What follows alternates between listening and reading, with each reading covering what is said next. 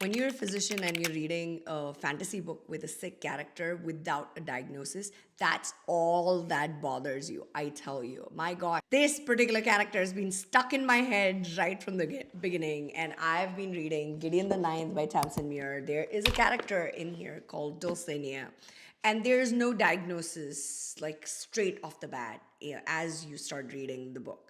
And the entire book, and I wouldn't say entire book, but the entire 60% of the book, I'm almost 60% through it in like about 300 pages in, and I have not known what condition she has, other than the fact like there's just a sprinkling of symptoms that have been given, and I'm like, this kind of sounds like this.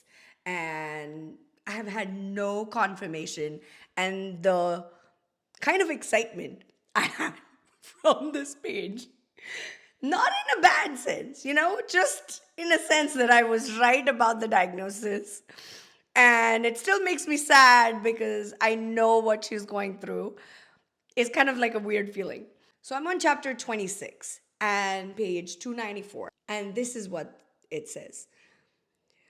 When you don't have it too badly, when you can live to maybe 50 years, when your body is dying from the inside out, when your blood cells are eating you alive the whole time.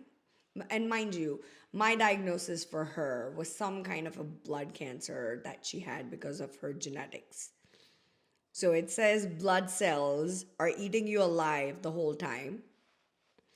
It makes for such a necromancer, Gideon the Ninth, a walking Thanergy generator. If they could find out some way to stop you when you're mostly cancer, ding, ding, ding, and just a little bit woman, they would, but they can't. And they say that my house loves beauty. They did, and they do, and there's kind of beauty in dying beautifully and wasting away, half alive, half dead. So, wasting away, generally, I would have said was tuberculosis.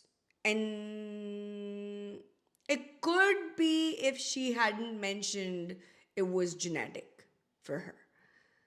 Otherwise, I would have said this was more tuberculosis because the way she coughs and the blood and everything. But then she also mentioned blood cells are eating you alive. And she also mentioned that it's